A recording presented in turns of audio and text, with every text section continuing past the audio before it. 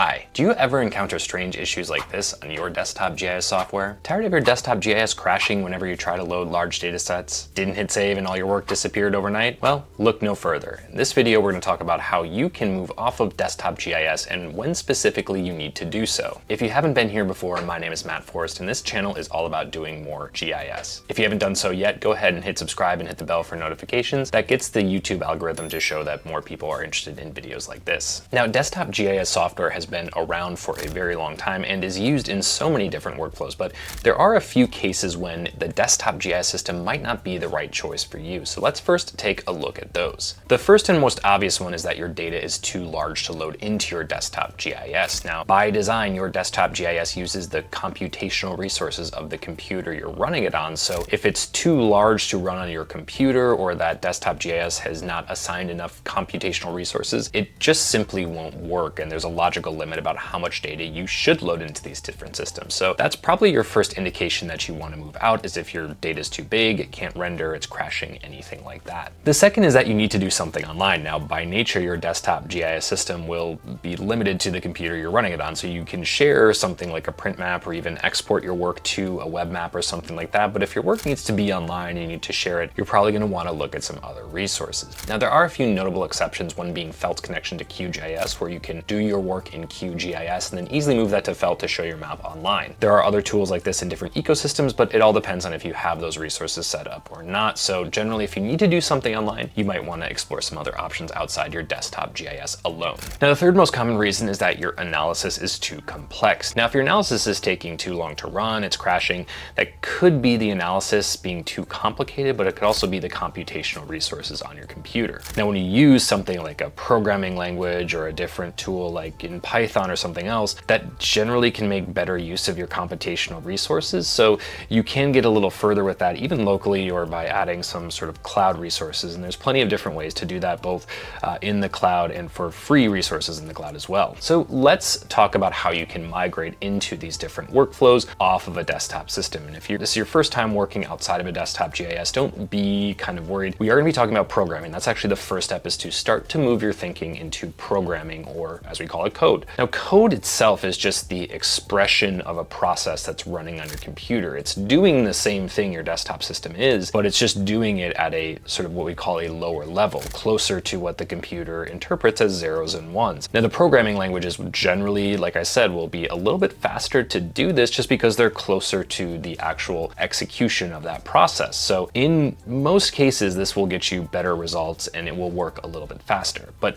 how do you think in code, and how do you start to express those things in a programming language? This is usually the first big hurdle for someone who's moving off of a desktop system, so this is the best place to start. So let's talk about 3 rules with programming languages in code. The first of all is that code is very literal. It does exactly what you tell it to do, nothing more and nothing less. If it does have an error, it's because that's something that we as the programmers didn't do correctly. So it will take the exact thing you tell it to do and do exactly that. So when you do see errors, and of course you will see errors, don't be afraid about this, because this is just something that you have to adjust. Even when I'm programming, I hit errors all the time. And it's the process of debugging that is actually a really important skill to develop to get you further and go from there. The second one is that code transforms data. I think that's a really important thing, especially when we're talking about geospatial analysis.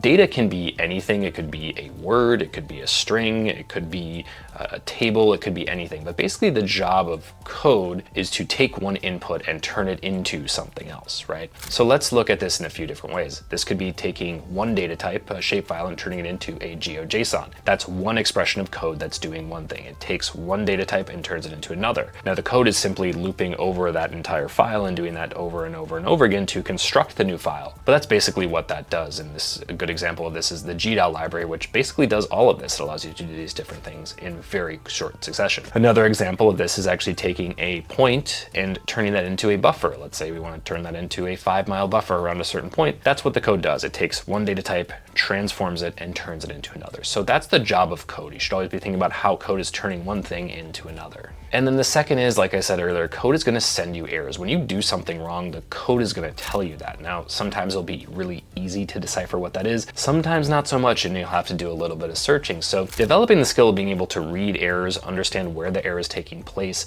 and then being able to fix that is a very important skill to develop. So that's one you should definitely be focusing in on. Now, the good news is that you're in the era of ChatGPT, so it's a lot easier to get some indication and put that error code into ChatGPT, get something out, and actually help you along the way. Before, you kind of just had to search on Google and hope that somebody else somewhere on the internet had your same issue, and you were able to search through those issues on generally Stack Overflow and be able to figure that out. So you have a little bit of a leg up right now.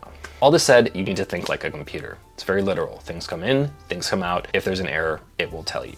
And that's one first thing to start to think about. If you've done no programming before, I definitely recommend taking part of or all of this course called CS50. It's a course from Harvard that's free and open to anyone that talks about computer science at the very basic level. It really helps you understand what programming is and how computers work. This is really important to help frame how you program and the things that you do within that, and will help kind of inform all your decisions going forward. Now, the really good news is that you can actually go through a few GIS processes and actually see how these go along. So let's take a few common analysis steps, talk through how you might do them in code and how you might express that. So the first and most common thing is you have some sort of data file and you need to get it into a geospatial system, a GIS as it were. Let's think about how we do that with code. So the first challenge might be reading a file. Let's look at this in Python, where you can actually read a file using GeoPandas and put that into a tabular format in Python. The same type of thing we could use, you have this function to load our data in, read a file, and then turn that into what's known as a geodata frame. You can also do this at lower level libraries. For example, when QGIS loads or exports some data as a different format, it's just using GDAL under the hood. Like I said, these GIS tools are really just code at the end of the day. So in this case, QGIS uses a lower level library, GDAL, to actually extract this or turn this into some different data source. So in that first step, maybe we have to turn a data type from a shapefile into a GeoJSON, something else like that. We need to turn one raster type into another. This is what's happening under the hood. So that first step I would take is actually reading and loading data in and getting some result back. That's the first thing you do, is you drag and drop a file. Let's replicate that with code. And the best place to start with this is in Python. I definitely recommend looking at GeoPandas, losing that, loading that data in, and seeing those results back. Now you can do this in SQL as well. There's a few different ways to do this. You could read a raw file into something like DuckDB. If you do know SQL, that's a great place to start, and you're familiar with that, you can do that. I always recommend, if this is your very first time doing any of this, definitely look at ChatGPT. You can kind of co-program with this, or what they call co-piloting, and doing that, but you also want to practice these skills of rubber ducking, which is basically talking through a problem. You kind of have to talk to yourself out loud, which is, I think, where the term came from, but it's definitely helped in terms of saying, what am I doing wrong? What could I be doing? And actually having sort of a virtual partner there, and this AI assistant can actually help you through this process. So if you hit any roadblocks, do that, but you have lots of examples. If you have to ask questions, you can do that, but this is the best place to start, is just loading data in. Very baby step, or easy to do, but that will allow you to say, hey, I've gotten some data into a system that's not a desktop GIS. That's a win for your first step. Figure that out and then load it in, and now you have a much more efficient file type outside of a desktop system. So that's step one. For your challenge for this step, for visualization, what I actually want you to do is take that GeoParquet you developed in the first step and load that into that system of choice. Now you can load this into Leaf Map and visualize it that way, pull that data in and create some simple map so you can see your data, add some different colors, do things like that, or you can load it into Lawnboard and do it that way. Now the second step is to actually visualize your data. Now you can do this with some higher level tools that are not your traditional desktop GIS. That you can do this with Kepler, GL, or Carto. You can actually drag and drop some files in there and actually get some data on a map. So you can see that it's a very easy step to do. There's no code involved. So you're basically like loading your file, and then you can easily visualize and see your results on a map. That's your second step usually, is you drag a file and then you want to see something on a map. This allows you to do that. Now if you're doing this in code, you can also look at two different tools I recommend. If you are looking at Leaf Map, this is a very easy way to move from a desktop system into a Python system, because it effectively allows you to see the data and add some level of like point and click interactivity, even in a Python interface, which I think is really smart. This library makes it so easy to jump from a desktop system into Python. And the best part is it's supported with many, many tutorials, both on YouTube and on the documentation page. So this is probably one of the better places to start if you want to go from loading data, visualizing data, and next step is we'll talk about analyzing data. Now, if you've gone the pure GeoPandas route, what I would also look at is using Lawnboard. Now, Lawnboard is a new library from Development Seed, developed by Kyle Barron and some others, that is incredible for visualizing large amounts of spatial data. And that specifically speaks to that first problem we talked about. Your data is too large for your desktop GIS. Now, GeoPandas will be able to read much larger files, but Lawnboard allows you to visualize that and actually see that that on the map much faster. And it's doing some very cool things. It's very new library, but it's developing rapidly. So I would definitely recommend checking that out and adding that to your toolkit. So in our very first step, in our first challenge here, what I would like you to do is actually try and churn some geospatial data you have, be it a shapefile, JSON, and move it into GeoParquet. This is a more modern data format that will make it far easier to use down the line. So definitely look at that. But your first challenge is to do that. You can do that in GDAL, Python, whatever you want to do. There's no wrong way to do this, but basically you're taking your file type, loading it into a geodata frame, and then pulling that into Leaf Map or Longboard, and then doing it there. So that's your second challenge, file to load to visualization. Now in your final step, you want to transform your data. You want to do something with that data, change it to a different type, maybe do some sort of spatial join, maybe turn a point into a buffer like we talked about earlier. That's your next step here. So what you want to do, and this is effectively mapping the same tools you might have in like an analytics toolbox or an analysis toolbox in QGIS or ArcGIS, you're doing the same type of things. And remember, now we're doing this through code. There's a few different ways you can do this. GeoPandas is a very popular way to do this, to do things like spatial joins between two different data sets. You can count points in polygons, or you can create or transform your geometries. You can union them, do all these different things that you might want to do. Now you can take a look at the documentation. It has a lot of tutorials on how to do this. That's a good place to start. And the great part is GeoPandas works great with Leaf Map and with Longboard. So you'll be able to change your data, see the results quite easily, and go from there. So you have a lot of support to actually do something like this. The other option, if you're more familiar with a database setting and SQL as a programming language, is to actually do this with DuckDB. Now, there's lots of database choices to do from, but when you're in this early stage, you want to do this with as much simplicity as possible. And the best thing about DuckDB is it actually integrates quite well with Python, so you can actually install that as a Python package, write SQL, and get a data frame back immediately. So it's very easy to do this, and you can do this with SQL expressions. Let's say you wanted to create a buffer, you can use stbuffer. Let's say you wanted to dissolve, do some things like that, you can use stunion. So you have all these functions that are already there. You just have to express that in SQL. And the good news is, once again, ChatGPT can help you do some of these things quite easily.